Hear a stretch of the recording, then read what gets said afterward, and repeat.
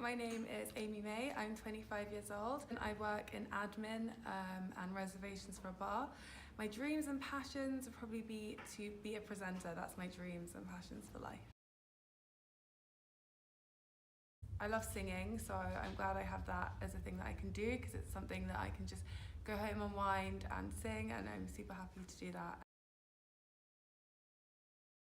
One thing that I always found a challenge growing up is my height. I'm 6'1", so it was like, yeah, it took me a while to be like, hey, this is it, but I've learned to love it and it is me, and yeah, there's nothing wrong with being super tall.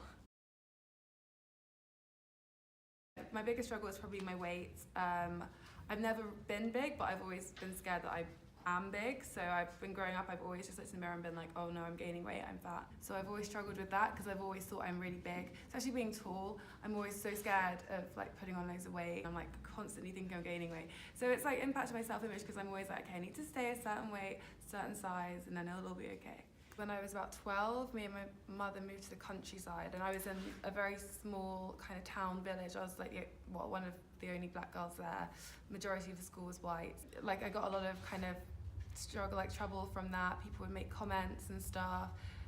Boys especially would be very mean, like what is this weird looking girl? I definitely faced some trouble there. I was very different, so I was just spent the whole time being different. Just recently with my self-image, I really changed. I was like, you know what, learn to like love myself, be happy with myself, how tall I am, like how my hair is, how my skin looks. Don't get me wrong, I still go through self-doubt all the time, but I think the way I've changed and developed and stuff, I think looking back, it's always that thing of like when you look back at yourself, it's like, oh, I wasn't actually as bad as I thought I was. So I'm just trying to bring that image into how I am now. Yeah, I've kind of learned to accept that. I've always struggled with trust a lot, so it takes me a while to open up. I know that the same way someone can compliment you and tell you how amazing you are one day, can then use your insecurities against you, for example, and say not so nice things, just because I've found in the past that people will use things against each other and myself. So I do find it very difficult to trust people with things.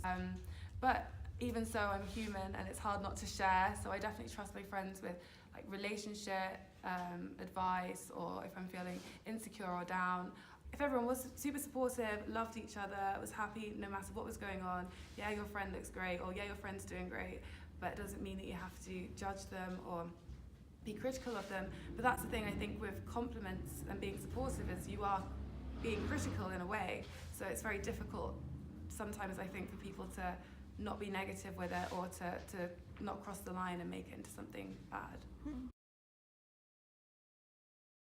The pressure that social media and stuff puts on young people, young women, to look a certain way, to be a certain way. I definitely feel the pressure. Going on Instagram daily, I see beautiful people, perfect skin, perfect faces, perfect hair, and I'm thinking, I don't look like that. How am I supposed to get a boyfriend? How am I supposed to get the presenting job I want when I don't look the same as that? It's very difficult to not compare yourself. You have to kind of sit there and think, okay, but this has gone through a million filters and they're a different person, and that's great they look like that, but I look like me, so I've just gotta, be okay with that and comfortable with that. And I don't know how, say, the younger generation, like even younger generation, are coping with that. Even through things like online bullying and stuff, that happens way too much. I don't think, necessarily you have to take away social media, but I think using it as a positive rather than a negative and a driving force for something such as bullying or making people feel bad about themselves definitely would change that.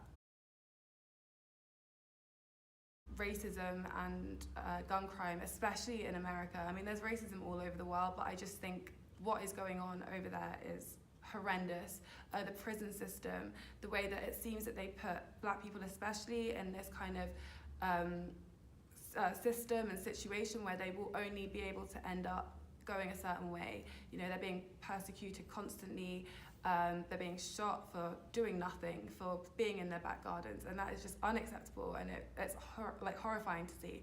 And yeah, so if I could change something, it would be changing that. One thing I want to say to you is that it's all going to be okay. School can be a struggle and people can be cruel, but once that situation's gone, it's all fine, and you're going to grow up and to be absolutely fine, be able to get on with people, and not have to worry about that ever again. So just hang on in there because it's going to be all right.